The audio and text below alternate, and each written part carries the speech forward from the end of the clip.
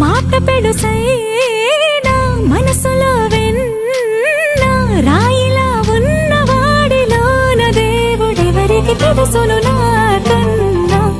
సూసేకి అగ్గిరవ్వ మాదిరే ఉంటాడు.